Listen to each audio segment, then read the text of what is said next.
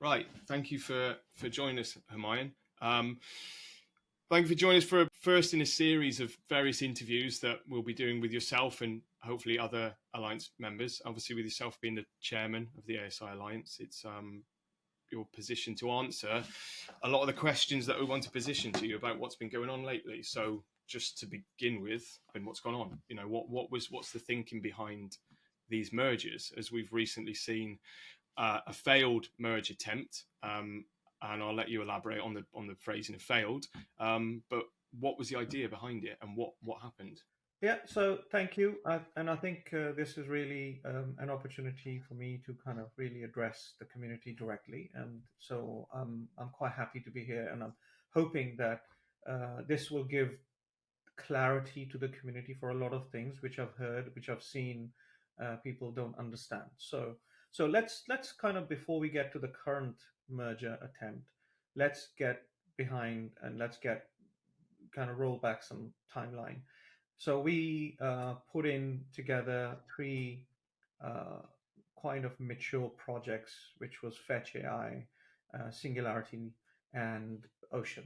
What was the reasoning and what was the thought behind it? So if you look at what's happening in the Web3 space, and I'm going to park the bull run, the hype, the talk about going to the moon and all of that aside, but let's look at it very uh, logically and look at what's been happening. What's been happening is crypto market was stalling. It is stalling still. I think, in my opinion, the use cases are missing. The utility, the true utility of things are missing.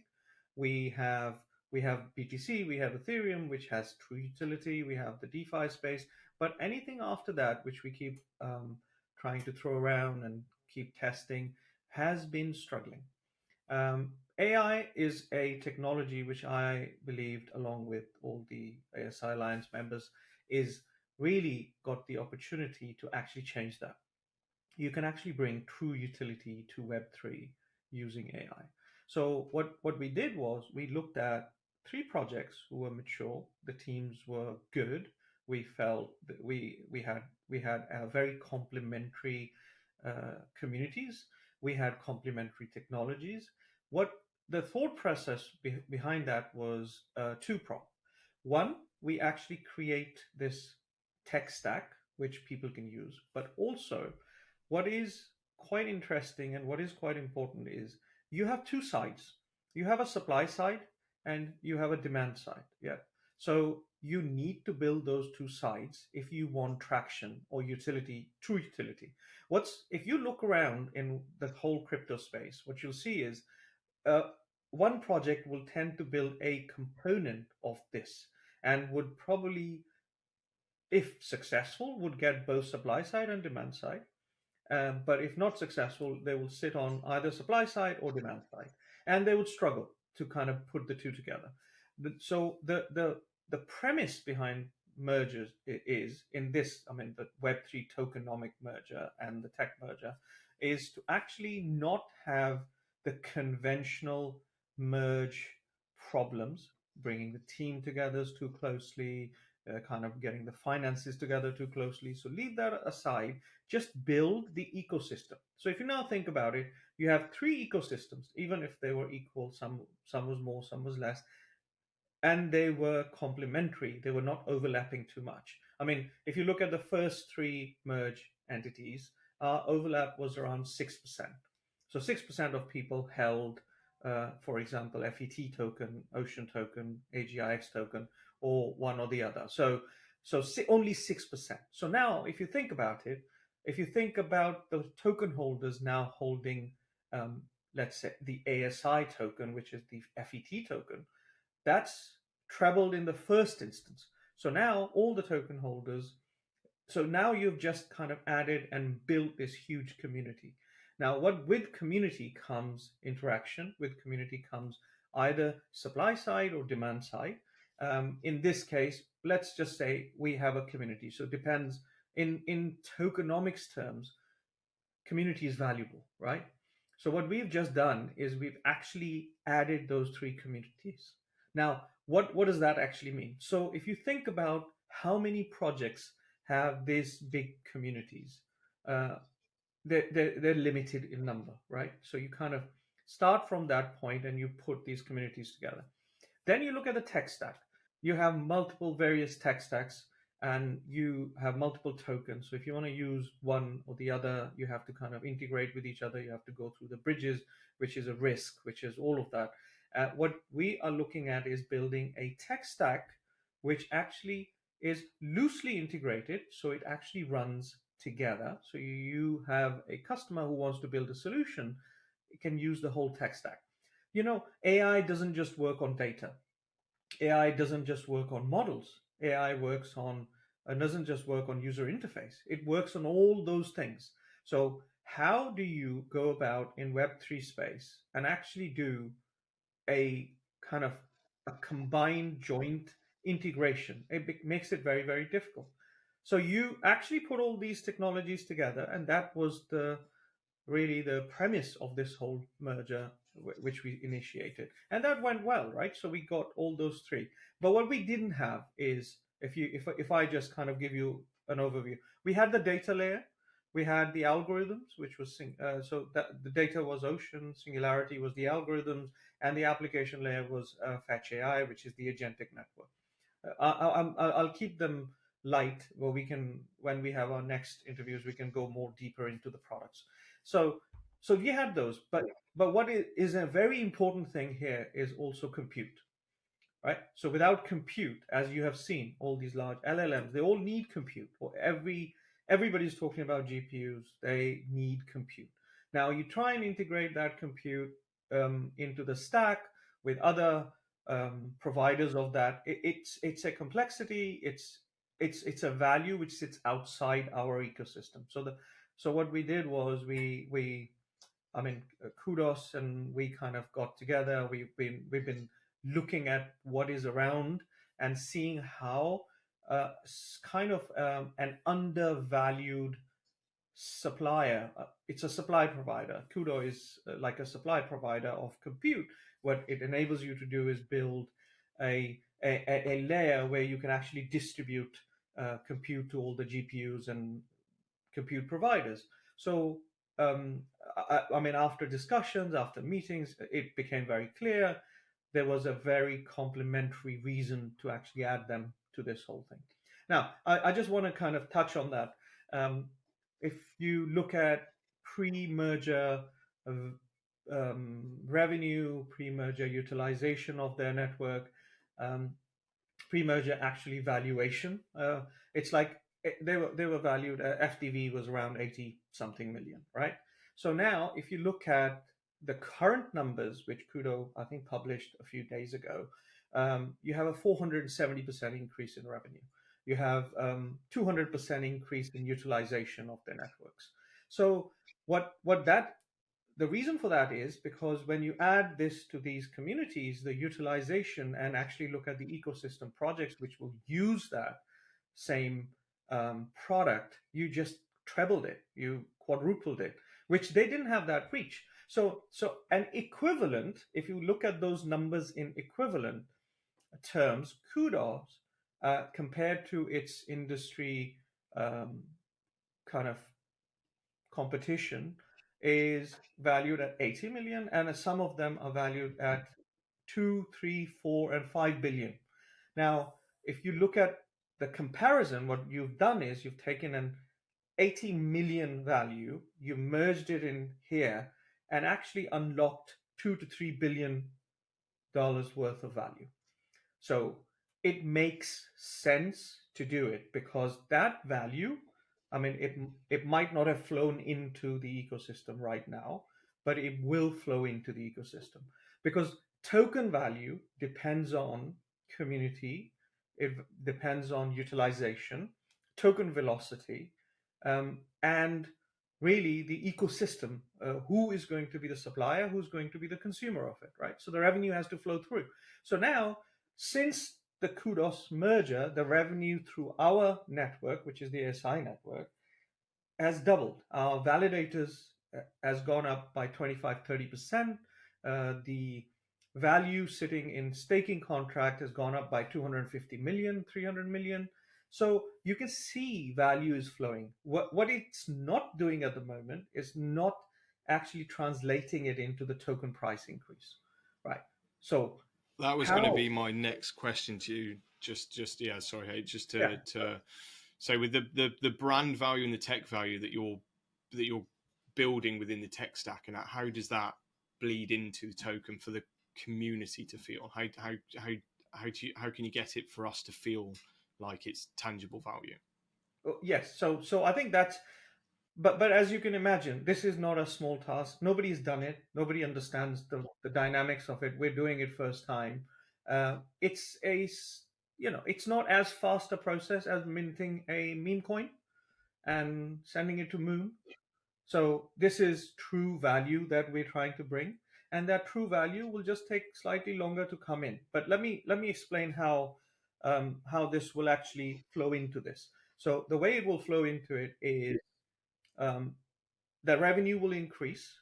The revenue increase means the token velocity will increase. The token velocity increase will actually talk about utilization of the token will increase. Um, and ultimately, what that would enable you to do is there is going to be an earning, which is just like if you think about a company, a share, you have earnings per share. What in this case, it's a utility token, so you won't see that earnings per share. But that's the method we have introduced now, which is, I mean, there was no point doing it previously because the earnings we hadn't proven the earnings to come in. So the method is going to, which we're introducing, is called earn and burn. So there's no point just going and burning some token and expecting the value to go up. You can do all these, little tricks, and we've all seen them. But the true earn and burn would mean that you earn the value, and then you translate that value to the token holders by burning it. So really the same. I think Binance did that quite well with BNB, and it's you have to earn it first before you start burning things. So that's the process we're introducing, but we can talk about it a bit more. But I think coming back to your question, so hopefully I've explained to you what the philosophy of the merge is, why we feel it's going to bring value to the token holders, and then now let's look at what happened recently, which was the PAL merger. And that merger, I mean, we say PAL merger because that's how communities looks at it, but it was a proposal for a merger. Now, this is a Web3 space, and one thing we are committed to as an ASI council is to bring any project which we feel fits with the community, fits with the tech stack, fits with the ethos that we're trying to bring, and the components of what we're putting together, which we discussed that. So the tech stack plus the supply side plus the demand side, you build the whole ecosystem. So you're not relying on people to just come and use it. You're actually adding the mass. So people actually, you have a customer, you have a supplier. So when the customer comes, you don't have the supply, then what do you do? If you have huge amounts of supply but you have no customer, what do you do? So you have to think of it as a whole system. And true value is going to only come when we actually become serious about this and not do just basic, let's pump the token price to the moon and that's it, we move on to the next one. What we're trying to do here is actually build this uh, ecosystem with revenue models and with an architecture which kind of grows as you progress through utility. That's really the point. So PAL merger, we get plenty of projects approach us, especially when it's not bull run, because you can imagine in bull run every token is $1 billion+ token. Everybody's expecting it to be to the moon. It's going to go 2,000%. We can't do that because we are running a real project with real utility, and we have a token which is not going to do 1,000x in 2 minutes. But we have to build value slowly. I'm not saying it can't do it, but I'm just saying it needs to build up to anything meaningful. and we are making huge progress on that. So PAL merger, the team came, we spoke, we felt, we did some due diligence. They did some due diligence. We felt the communities were complementary. So our community was quite different to their community. So it would add value. And their product was very much facing the customer in Web3. So they had these agents in Telegram channels, which had a very interesting, interaction with them. I mean, there's plenty of bots coming, but we felt they'd already understood the requirement. They were already out there. It would add a good entry point to bring the actual utility into the ASI ecosystem. Right. So that was the premise, and we, of course, because it's a decentralized Web3 merger, and we made it. We have to take the proposal and give it to the communities, and to say, okay, do the communities want it or do they not want it? So here's when it started the FUD, which is, oh, they've already agreed the merger. The merger is happening. It's going to dilute us. We're going to go down the drain. No, this was a proposal. It's our responsibility to bring the proposal to the community for them either to start voting on, even just by saying, no, we don't want it, which is what happened. So I actually see this as a positive. Perhaps there's too many death threats which come along, but if you park those, it's a good process, because the process is, you communities tell us if you want this or you don't want this. It's a proposal. We didn't even get to a tokenized voting. We just put it there so that we can open up a discussion. But of course, that discussion was not taken in the way that it was meant to be, which was, here's the proposal, now let's discuss, and then we will vote. So people felt that there was no discussion. Well, that was really meant for the discussion. So that's, So and of what had course, happened was effectively evident of, active discussion, if you know what I mean. So it's a case of a merge opportunity was on the table that both parties thought this is a wise fit. And you thought, okay, let's put it out to the community. So it wasn't a case of we're doing this. We just want validation. It was a case of, hey, we think this is okay. What do you guys? What does the community think? And the community went no, and you went, okay, that's fine. That's all we needed. That's effectively it didn't. Yeah, so it wasn't a merge failure. It was a proposal that was agreed by the community they didn't want, and then so ASI didn't do. So Effectively, we have two stages. So one stage is we put it to the community in a social media. We discuss. We let community talk about it. What does the community see the problems are? What does the community see the benefits are? There's obviously going to be people who are pro, and you can try and convince them. Both projects either come in and say, yes, this is why we're looking to do it, and we can answer all your questions. So let's open that discussion. And then from there on, you go to the next stage, which is the voting stage. If we had seen very close match, or yes, and the other side is no, and it was very close, we would have gone to voting. But there was no point going to voting, because it was predominantly a no, because the community didn't feel that it will unlock the value that they are expecting in a bull market for the token to perform. But that doesn't mean there was no value actually to create by the two kind of projects and multiple projects coming together. It was more, I think, a knee-jerk reaction, which was, they've already decided it. They're going to merge it. They're going to do something bad to us, which wasn't the case. And the proof is that it wasn't the case, because it didn't go through. Well, another kind of question just off the back of that I do see, the community are asking is that why merge? Why do we want to merge someone else into our token as opposed to a partnership? What's the pros and cons? Why is a merge more advantageous than just a normal partnership that everyone's used to seeing? Where there's no dilution or scene of dilution. Why merge? Well, let's. I mean, this is no criticism, or this is no pointing fingers to anyone. This is just my general opinion. It's my opinion. Um, when you just talk about partnerships, they are very meaningless kind of partnerships. They're just announcements. 90% of them are just announcements.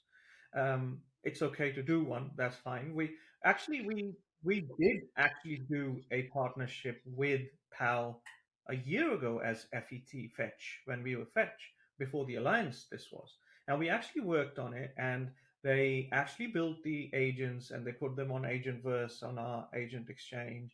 We did do all of that already. That's why there was a trigger to do more.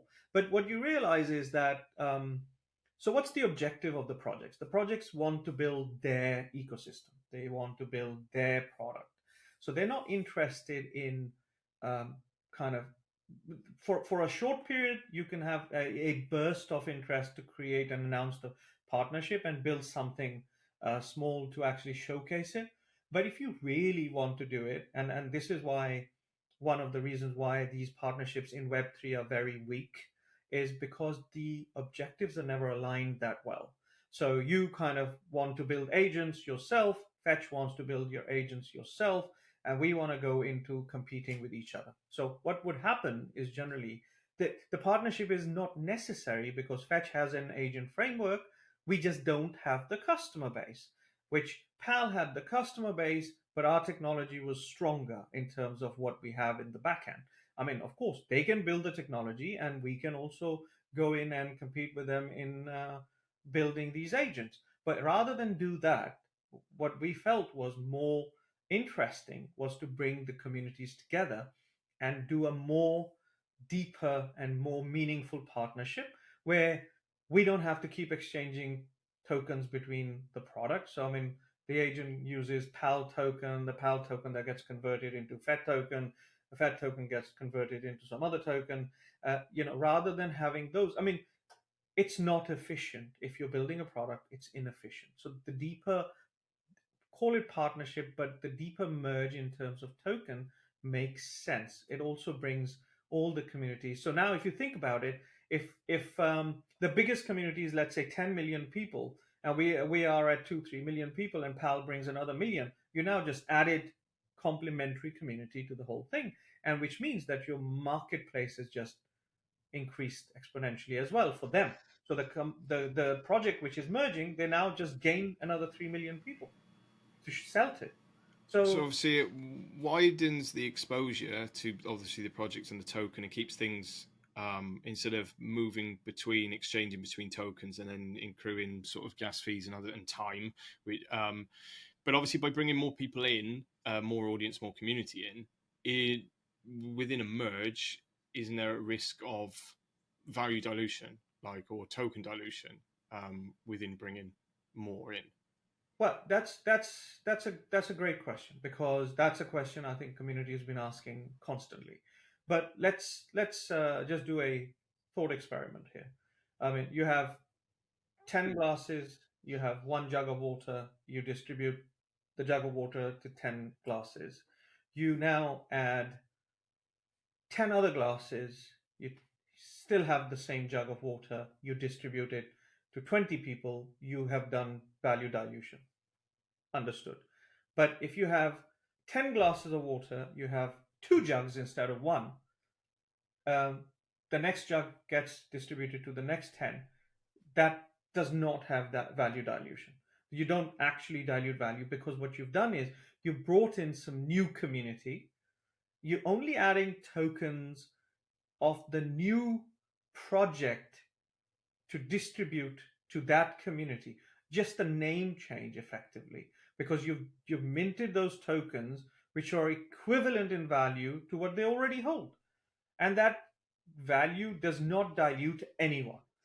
But ultimately, what should happen is, because of the exponential increase in the reach of the project, the actual combined value should start to increase exponentially. So that's really the concept behind it. But initially you'd think, oh, you've just minted more tokens, and but we've just added X number of people who didn't own that token. They didn't hold that token. So your community has gone. I mean, the law of communities. If you think about it, as the communities grow, the value of those communities start to showcase in the token. So ultimately, what would happen is, as you grow the community exponentially, your token value increases exponentially. So there's no actual dilution; it's a perceived dilution. So would that be the same as so let's just say when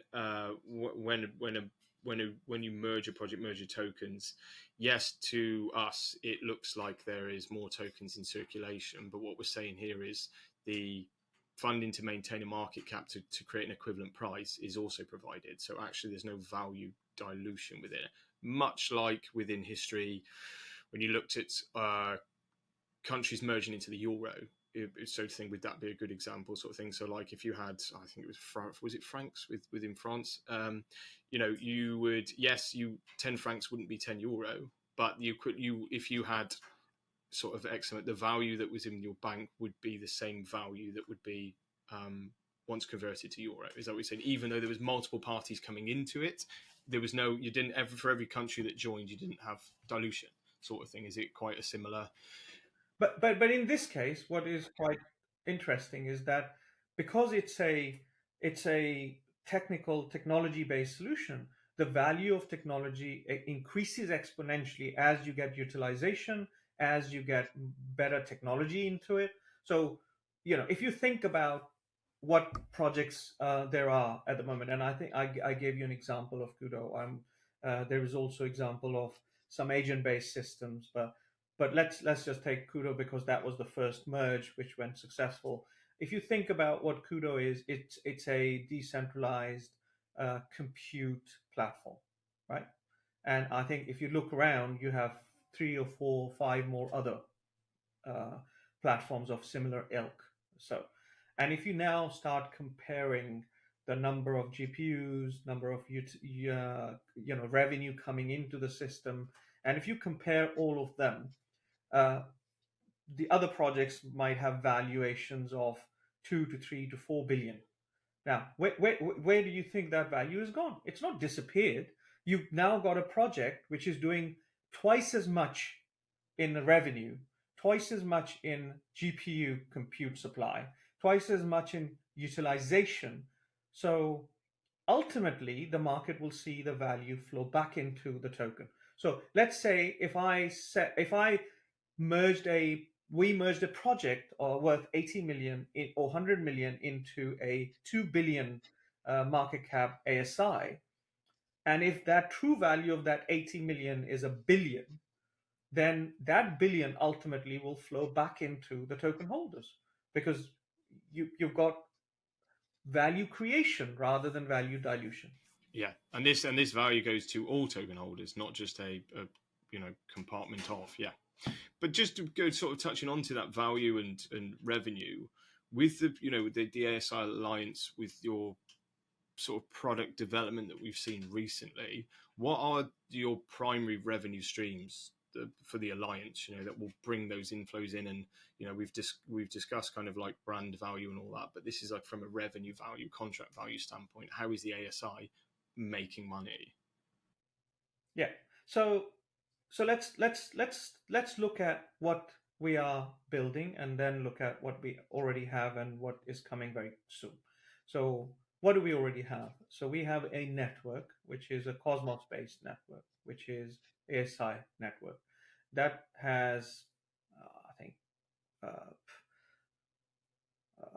around 100 validators, roughly 93, 94 validators. I don't know the exact number, but there's validators.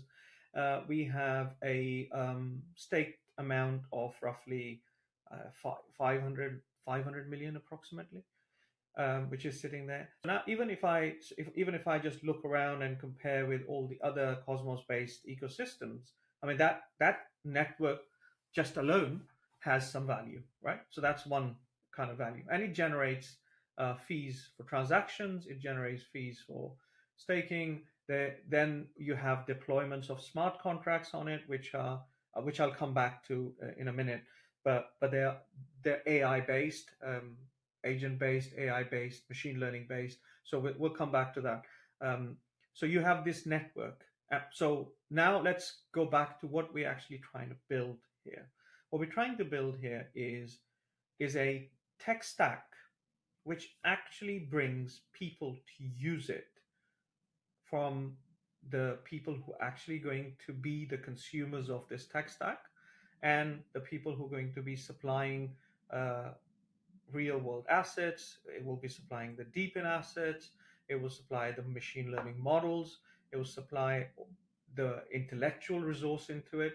So that's on the side. But let me go through it again. So you have, let's say, a large language model, right? Large language model on its own has a huge value. So when people train, like there's several projects with several valuations. So if you have a large language model which is trained, which people can start using, I mean, generally they're starting from a valuation, although they are starting to become commoditized. I mean, starting valuation is a couple of billion, right? A decent large language trained model. Why? Because when people start using it, and that's the key, that's what OpenAI did quite well. Utility of it became the value of it. So if you bring in, if you look at, let's say, OpenAI, they have a large language model, which they didn't just have a large language model, because if they had it on a computer hidden away, nobody using it, there's no value. What they have is a compute infrastructure underneath it, because they could train this huge language model underneath it. So you need that compute resource. So in our case, if you think about it, Kudos provides the compute resource, or a platform to provide the compute resource on which to train these machine learning models.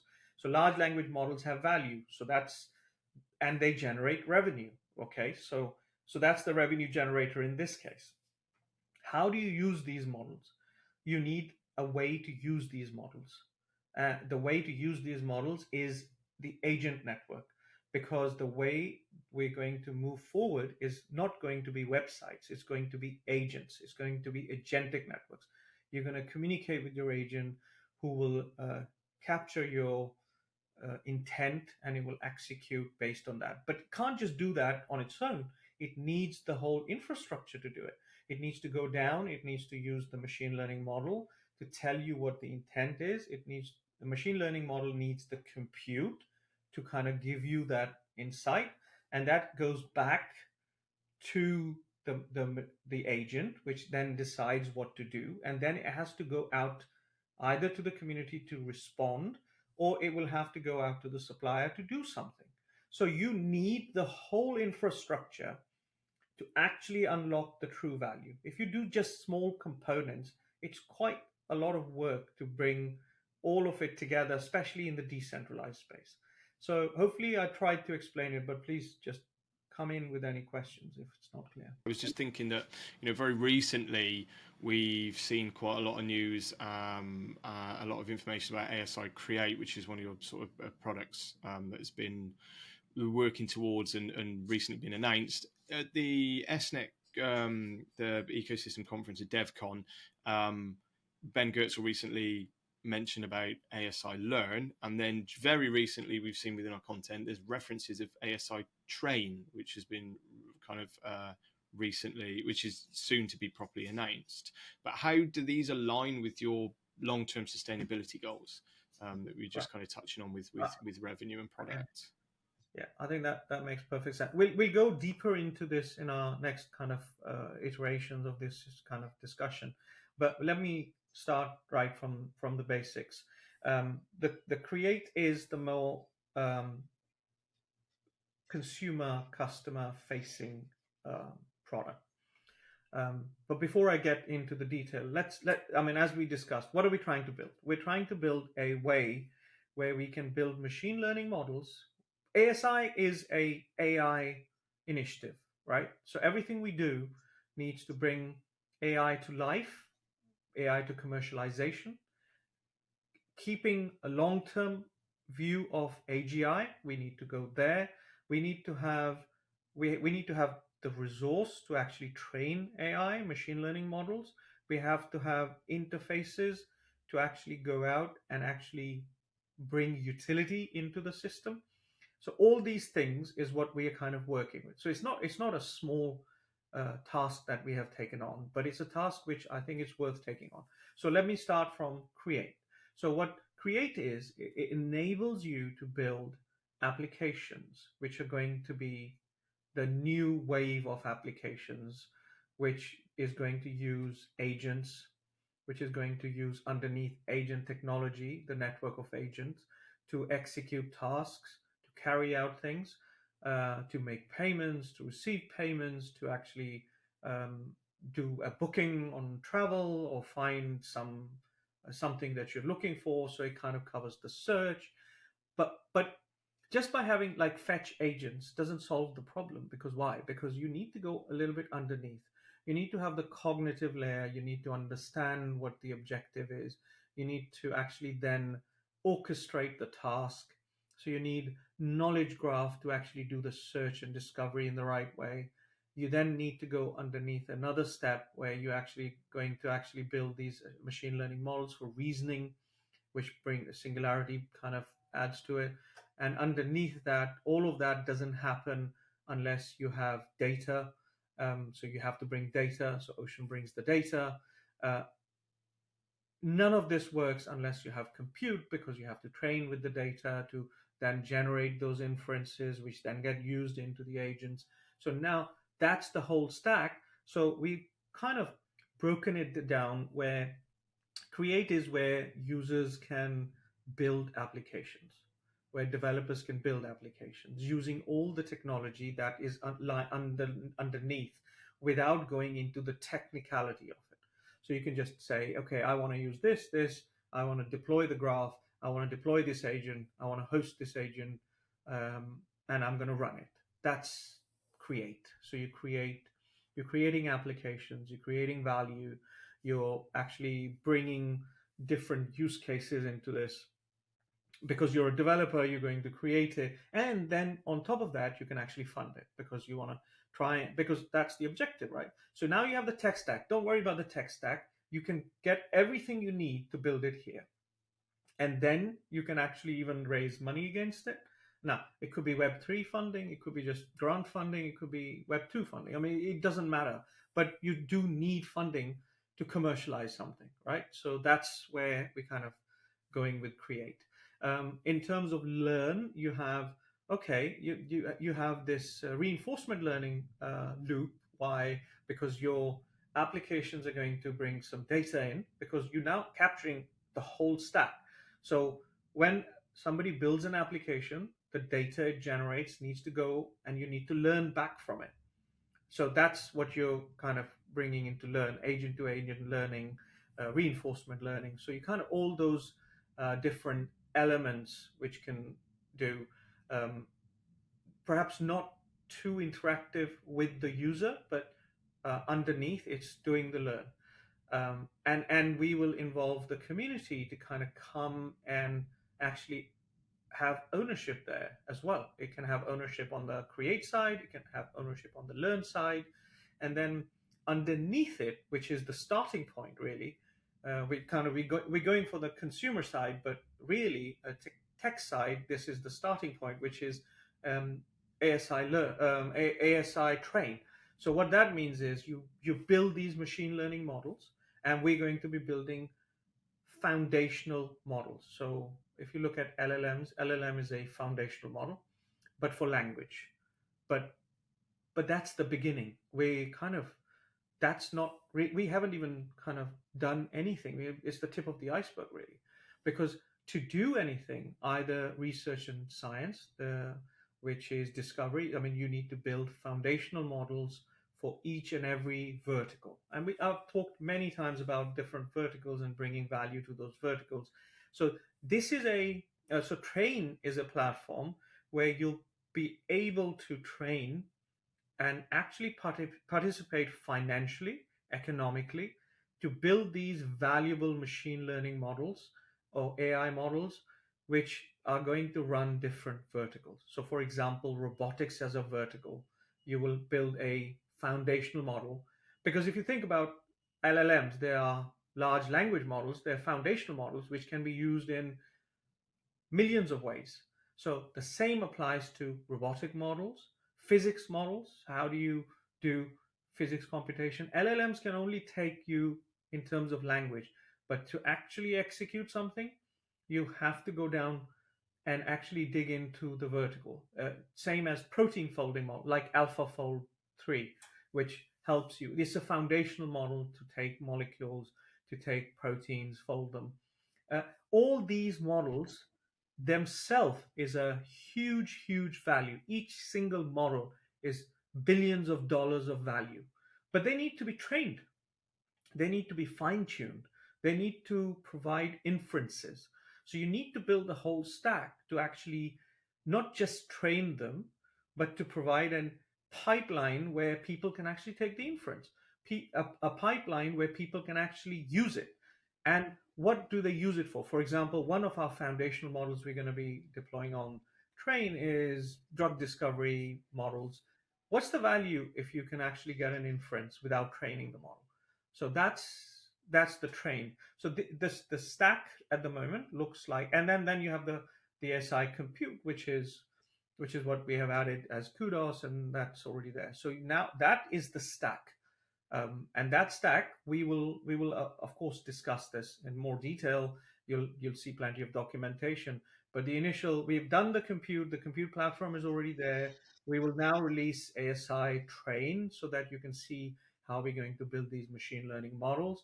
These machine learning models, we already have Fetch already has a agent framework, agent platform, so you can actually spin them out in terms of actually building the application. So that's already happening. There's going to be plenty of tools which are going to come along, but that's a completely new conversation, a very detailed Yeah, with one the in itself. tech stack and product and that, we'll take into a future conversation that you can elaborate on a lot deeper. But the sort of question that I have seen mentioned in something that I just remembered was with these kind of products that are coming out now is and obviously in relation to the tech stack, I would imagine this would be a bit of a hybrid. But is this something that are these products just reactively being created because of the mergers that you've managed to do, or is it more the mergers are proactive based on long-term goals of these product ideas that you've had? You're like, we need this, need that, what tech do we need, what do we need, what would make sense? So is it, yeah, basically, is it more proactive or reactive based on what you've got or what you need? Yeah, I mean, if you listen to any of my interviews from 2 years ago or 5 years ago, or and even just after DeepMind, I came out of DeepMind, you'll hear the same conversation. So that concept, the conversation hasn't changed. If you listen to um, Ben Goertzel, Singularity, same conversation. Just different alignments, because we are all looking at it from our point of view. This is why this alliance is so powerful. If you speak to Trent, I mean, his ideas, Ocean, he's got great ideas. They focused on data. They focused on something which they felt was the start, the core of AI. So we are all coming at it from different angle. What is amazing is to bring all these thinking heads together and start building something. I mean, if you speak, and I'm sure there's plenty of videos from Kudos CEO Matt. He's talked about compute, how he's going to bring compute. Why does he need to bring compute? So again, all these ideas exist in their own way, but this is the power which I'm saying the merge brings. We now trying to build a coherent stack which is a multiplier in terms of your consumer base, your customer base. It's a multiplier in how much supply you can build, and it's a multiplier how much value you can create. Because imagine, I mean, I'll give you an example. Mistral, right? Mistral was it's just a large language model trained hugely valuable, raised $1 billion at like 10 billion valuation. We're nowhere near these kind of valuations. But imagine having a stack where you have not just one large language model, you have foundational models, which each has a valuation of, the market which is going to use it has valuation of 300 billion. Where would you put the value of such a stack, which actually works, which you actually can use, which when people pay for a protein folding problem, they're going to pay thousands of dollars. They're not, because they don't have the resource to train another foundational model spending 10 million on it. But now make that available. How do you create these new e-commerce solutions, right? Who's going to build all that and use tens of millions of dollars to build it when you actually have this? So what you do is you pay for the utilization of such a stack to build applications, and that's the objective here. And with the kind of merge with PAL not being approved by community and not happening, does any of that hinder any of your current product outlook or any of your kind of future ideas with issuing a roadmap and stuff like that? Is there anything hindered now? Not necessarily, and I'll explain the reason why I said that. So as I said in the beginning, as I was saying to you, we looked at PAL. PAL, the main value they bring is the fact that they understood the market for Telegram users. So their biggest product is actually having bots in Telegram channels. And they did it really well because we were not focusing on the commercialization, we were focusing on building the back end technology. So the reason why we wanted to kind of bring them in is to give them the better technology in the back end, which obviously that wasn't their focus initially. But they felt that they needed if they want to keep up with the pace, because their pace of development is huge, right? You can build a bot today, it could be outmoded and useless tomorrow because there's 10 others. So really the idea was that because they already had captured that user base, we will give them more and more features to feed into that user base so that the user base doesn't start looking for other things. So user base stays with PAL, we get the user base and they get the technology, and then the whole cycle is complete because you kind of bringing the user using the technology which they already have, we give the backend which improves the kind of reinforcement loop. So that was the benefit of it. What is now happening, what will happen is that we might still be able to sell them the technology. That's fine, because they will charge the customer, they will pay us something to use our technology, and we will pay them something. They will be the front end, we will be the back end. So we can still split the revenue, but the friction to actually get that moving is going to be a lot higher. So you're saying, so that even though obviously the merging of PAL into ASI obviously will not happen, there's still a strong affinity and alignment between the two parties, and between the alliance and PAL.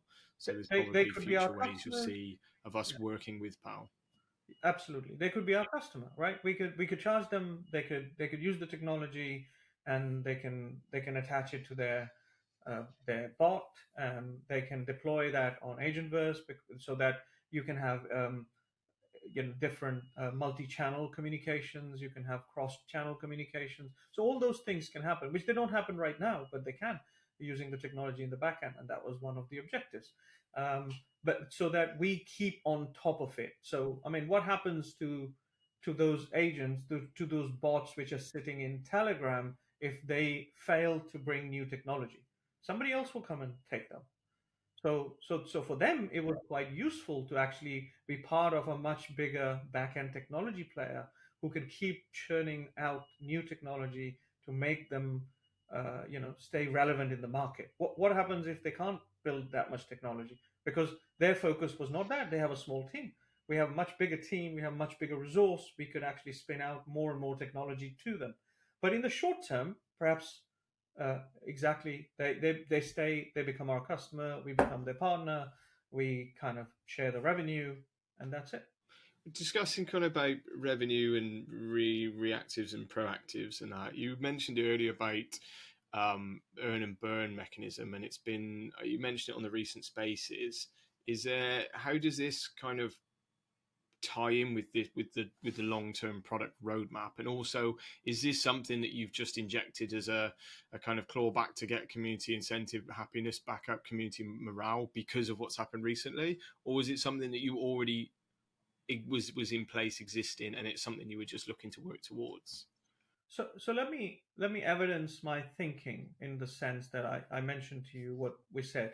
We want revenue from various places. So we have the compute platform for revenue, we have the network for fees, we have on top of that the algorithms or machine learning foundational models, which I mean, I announced Train. Well, I didn't announce it, I hinted it to the community 3 weeks ago, way before PAL merger happened. Again, Train was to build these foundational machine learning models, which we're going to sell the inferences from. And then on top of that, we have the Agentverse, which is already kind of starting to have plenty of agents and starting to generate revenue. There's utility already there. Ocean has already got like 1,000+ nodes out there, so they're doing the revenues coming in.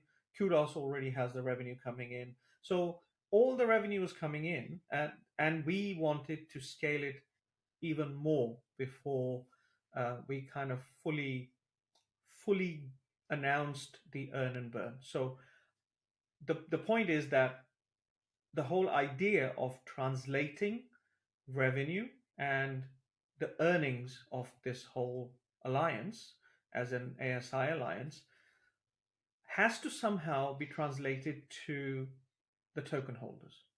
This is not a security token, so we can't do dividends. So doing dividends is not possible. So how do you do that? So what you do is you take a portion of your earnings, and you take that portion of the earnings and then you burn it. So that what that does is it creates a deflationary pressure on the token. So this is not something I've come up with like yesterday. This has been tried and tested and it works.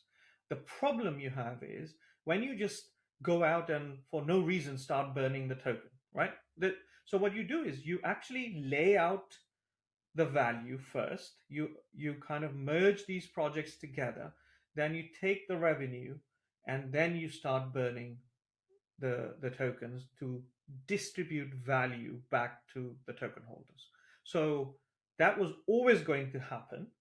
Um, the the reason why it happened in the spaces is because somebody said, why don't you do the burn mechanism? Why are you not announcing a burn mechanism? So my point was, we were going to announce it in the following day or so. We might as well discuss it there and then so that people can even ask the question. So perhaps the sudden announcement was reactionary, but I felt it was the right time to announce it. But the mechanism has been right with us from the beginning of the merge, because you do the merge to create revenue streams, and the revenue streams kind of multiply, and the way to distribute that value is either by giving people rewards, which creates an inflationary pressure, or you do a token burn, buyback and burn, earn and burn, and that creates a deflationary pressure. So you actually want the token holders would prefer a deflationary pressure. I think with the sort of reactive nature, like within the questioning, I think the reason that exists is because quite evidently the ASI Alliance does not have a public-facing roadmap at the moment for people to see, where they would see these things on. Why hasn't ASI released an official roadmap yet, and when can we expect to see one? Again, I think perhaps this is a oversight from our side, which is we like to be a little bit more exact. I can put a line and I can give quarters and I can write 3 lines on top of it and say here's the roadmap. And you see again, plenty of projects will do that, and everybody will be happy. The community will be happy. I'm telling you as it is, right? So we knew that's what we're going to build. We all knew, ASI Alliance members all know where we're going with this, because that's our first discussion when we started the whole merge process. How do you position it in the right way? How do you actually create these products which actually connect with each other properly? And what are the actual timelines we can deliver against is a time consuming process. we have come, we've kind of done it. We have been doing it. We are actually at a point where we will be releasing something, but I didn't want us to just do a knee jerk again in terms of, well, just because the community is slightly unhappy, we should just release something. We're going to do it, we're going to think it through, and we're going to release it. Expect a roadmap within the next 2 weeks. We've already given you all the things that we talked about. We talked about, we talked about compute, we talked about train, learn, we talked about create. All of those are the roadmap products which you're going to see. What the community wants to see is exactly when is it coming. Now we have to be realistic. We have to be aware, and I don't want us to overpromise, underdeliver. I would like us to, you know, deliver it on time. So for doing that, I think everybody in our team felt that we need to do up the project plans properly before we start announcing it to the market, and that's the reason why it has taken so long. It is going to be released very soon, as I said. I mean, you can, yeah, hold me to 2 weeks. That should be fine. So it should be coming. We can catch back up in 2 weeks and discuss a freshly released roadmap. Fingers crossed. So just touching on the roadmap. Obviously, the alliance has been around for majority of in discussion within the majority for the year and that, and also obviously a roadmap would have been discussed and planned in that in the background anyway. But what kind of, are there any challenges that obviously the alliance has faced while in trying to align the roadmap across your initiatives, and obviously what opportunities have emerged from doing so, from aligning? I think we're getting better at it. So imagine day one when there's three projects who've existed for 4 years, 5 years, coming together. They have their own way of working. They have their own products. You can't just bring them straight together. Although they are complementary products, you still have interfaces to deal with. You have the ability to connect from one to the other to deal with. And as we were saying, we had partnerships amongst each other in one way, shape, or form, but these are not very deep partnerships. So you still need to kind of say, okay, here's the core of this product. We need to take that core. How do we put it in a way that it kind of makes sense with the whole tech stack? So those were challenges, and I think we kind of become much better at them in terms of how we approach it. Teams were never a problem because we don't, in the merge, we don't actually take the teams on together. We do a very much independent kind of teams. We just talk project, we just talk technical deliveries, and we talk about the product itself. That's all we do. So who delivers it, how they deliver it, every team manages their own side. The revenue when it comes in also goes to the teams who built it. So that side is quite pretty straightforward, and the framework we put together is very clear, so that doesn't cause us any issues. There of course there will always be discussions, disagreements, agreements about what the product needs to look like. But what I've realized is once you have the full vision, you have the long-term blue sky vision, you have the medium-term vision, and you have the short-term kind of now vision, then you actually align it all together. It actually adds up quite well, because then you kind of, when you, even when you're doing short term now, you still think, okay, in a 12 months time, what do I need from it? So actually development process is, in my mind, very much better now in terms of designing, developing, putting it together. We did have that challenge initially, and I'm sure we'll have more challenges like that. But I think we're overcoming them uh, by setting a framework which makes sense. But we do have some benefit because we're not like a combination of a DeFi project from metaverse and into AI and into something else. We are, and let's just throw in a meme coin there as well. But we're not that. We're very focused on what we are. We're very focused on delivering AI based uh, tech stack, uh, applications and we're very focused on kind of decentralized AGI at the highest end of it, which is the more the vision. So we know where we want to be. We know how we're going to get there. Of course, you're going to have slight adjustments in when you launch a product. Sometimes the product works, sometimes it doesn't work, but we are not relying on one product. We have an array of products, so which means we can do some tweaking, but revenue is going to start coming in, and it's already starting to come in. So we can see the traction is starting to build. Well, just touch on the subject of obviously revenue coming in and the commercialization and capitalization on the work that we're doing. How does the alliance itself differentiate itself from large centralized entities doing the same, or emerging Web3 competitors aiming to do the same? And what unique value do we have to position to us, the ASI, in compared to the centralized and Web3 competitors? So, well, let me kind of put the question in three different places. So, first one is how are we competing with big companies? Well, that was one of the reasons, like centralized entities. One of the reasons why this merge were kind of came about was that was the reason that they have, and as I was saying to you before, that when you have a company, the company goes off and it kind of builds it, like OpenAI. They had the compute, they bought the compute, they did this, they built the models, they had all the people, they employed all of that, and the application. So they built the whole thing. Now, if you try and do that with Web3, and you're trying to look at raising $10 billion, which is what they kind of had, you kind of most projects are not of that value, right?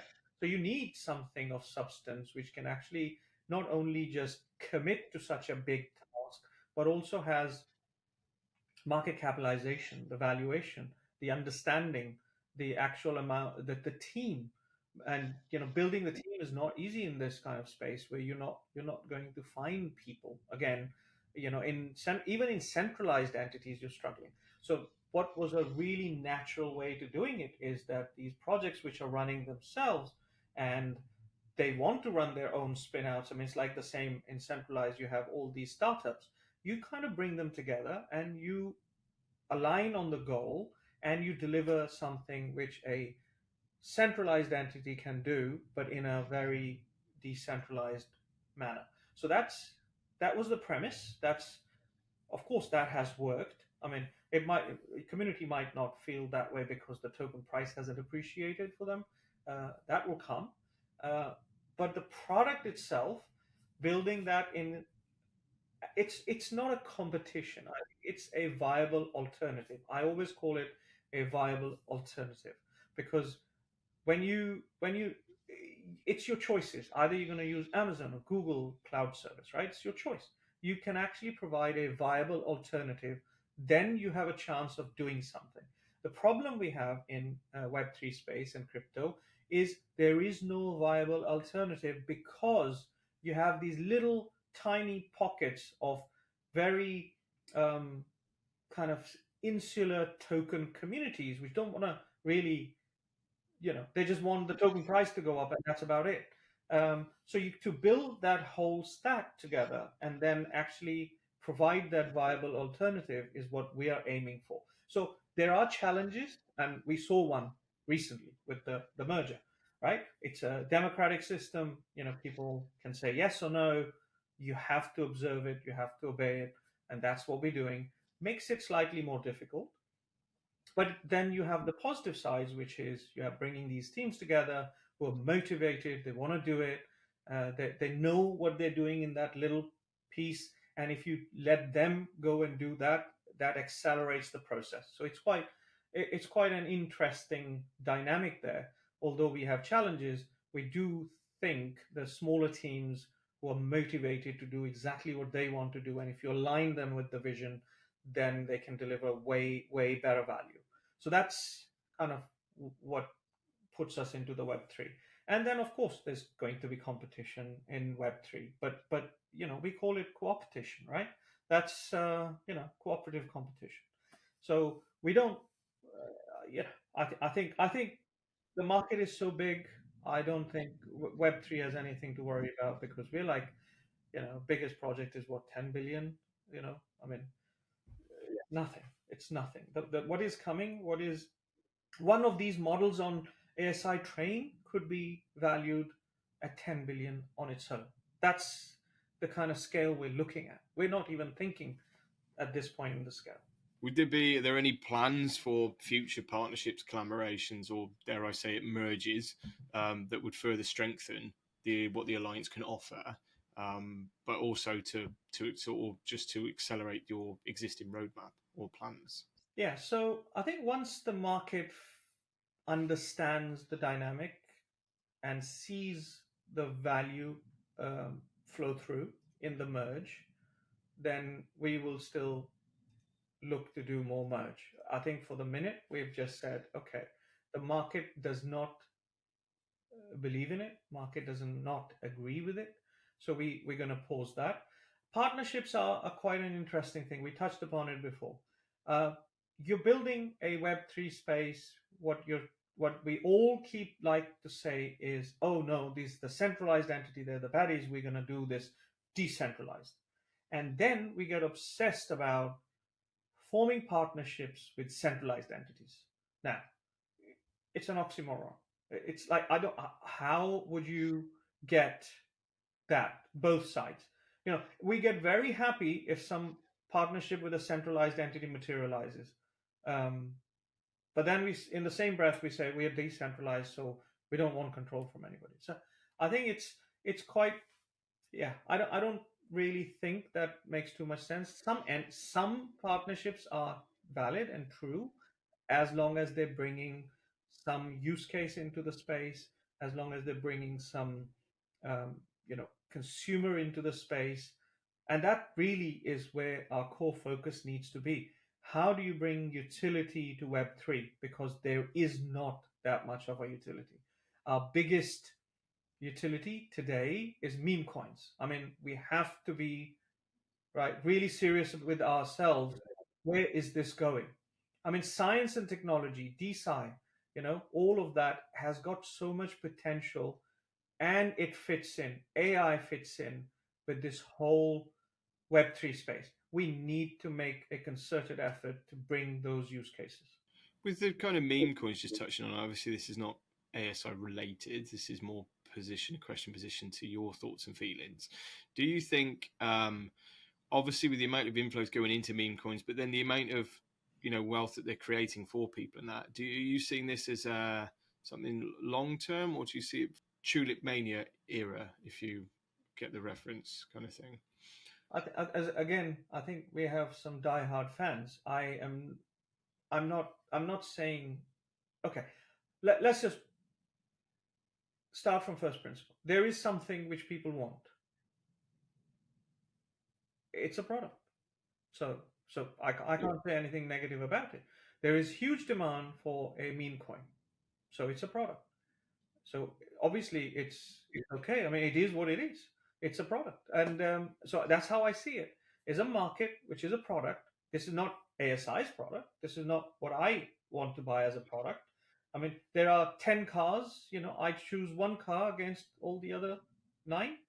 It's my choice, right? So it's the same with either buy a meme coin because you believe in meme coins because it's going to make you rich, or it's, I don't know what other value it has. Maybe it does have some, you people smoke cigarettes, right? What value does it add? It just gives you that satisfaction. Maybe that's the value. I don't see it, but that doesn't mean I'm right. I'm just seeing it as a product, and it's no, true. It's like, I suppose, why would you wear a Rolex as opposed to a Casio?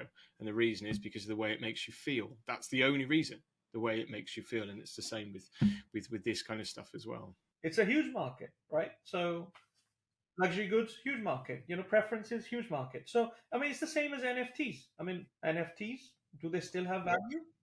Do they still have value? I don't know. Maybe they do. For somebody, they do. Yes. Yeah, I suppose about individual, but I think anything that kind of puts Web3 sort of blockchain on the map to outside money coming in, I suppose is important. And then that's where we start to see runs and stuff like that. When you've got your cab driver or your barber talking to you about a meme coin or something, you're like, what the hell? Like the same way what we saw with NFTs. That's when you know that, okay, we're running now. This is we're going, sort of thing. So, which I don't think we're there just yet, but it's yeah, at some point it'll happen. I think, to be honest, Hermione, you've answered everything so detailed, and I could sit and listen to you, talk to you for hours. But we've sort of been very kind of conscious of your time. What I just want to kind of close with is, obviously there's so much demand from the community for, for chairman, C-level, devs, do something, what's happening, kind of thing. For us to help benefit ourselves as token holders and for the price of the token, where we can all benefit, what do you think we can do, as a community? Obviously there's obvious ones about, don't FUD, just, push, pump, shield yourselves and all that, which is, it's hard work. But as sort of community members and that, what would be your advice? What would you advise we do to help? Okay, so what would I do? I mean, everybody's different. Token holders are token holders who have spent money to buy the token. It's a utility token for some use, for speculation. There is no judgment here, right? So what would I do? I mean, and I tend to do that all the time. When there is FUD, it's my job. I jump in, I give clear and precise response to something. I'm not scared of answering your questions, because there is nothing which we're doing which we should not be doing. We should be doing it because we believe in it. So as a community, what my request is that please look at the information, look at what is actually being said, not by some individual fudders, but more what we have said. If it's a proposal, it is a proposal. It is not a done deal. I mean, that's my request to the community. Please look at what has been said by official channels before you jump onto the FUD. And then, I mean, you can imagine, there are plenty of other tokens who want you to dump one thing to buy something else. That's what they're shilling you. I'm not going to shill you ASI. I'm not going to shill you FET.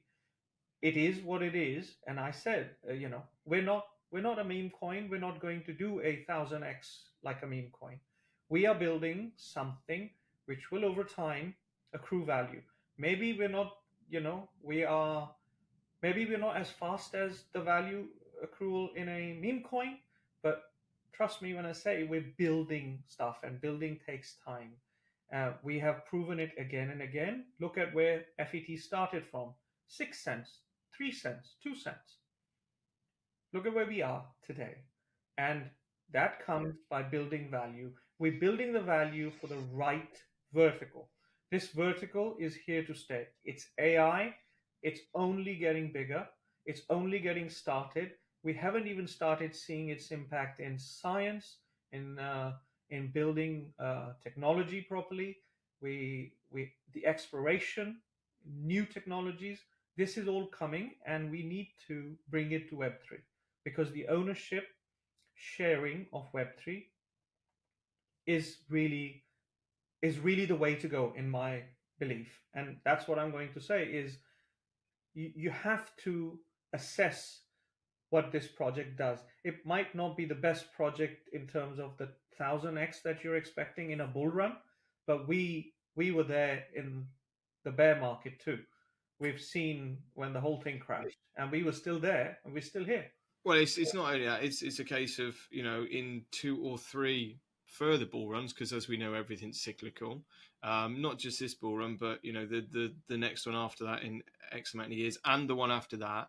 What's going to be here? Do you know? Is it going to be? What would you put your money on? Would it be? Is FET still going to be here, or is it going to be dog wearing slippers or whatever coin pops up? Do you know what I mean? That's the kind of that's how I kind of look at things. But that's like what you said, look where kind of FET has come from.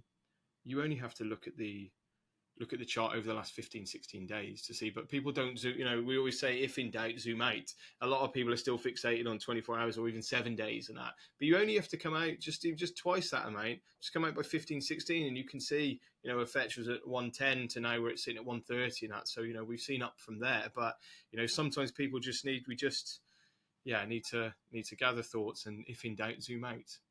Yeah, I mean, I obviously can't comment too much on the price itself, but what I can tell you is what we're building is valuable. I can tell you that as a guarantee. It's what we have and what we are building is valuable for what's coming, and that once the applications start generating revenue, and they're already starting to, and it starts to flow in, it'll surprise you. Yeah, I think it's a question where people say, "Oh, well, will it be here for the bull run?" I think it's a question of how many bull runs will it see through, and I think that's a more important question. That's when you kind of look at the alliance and all that. Yes, it's going to go through a few cycles. To be honest, it's going to be here for a while, sort of thing, which is good. That's so yeah, no, that's great. Yeah, Hermione, thank you so much for your time. And on the next one, we'll probably dive a lot more into the products, and hopefully we'll have a roadmap, which I'm still holding you to after quoting you. So we'll make sure you have it. We'll follow up with one then. Yeah. Thank you, Greg. No worries at all. Thank you ever so much.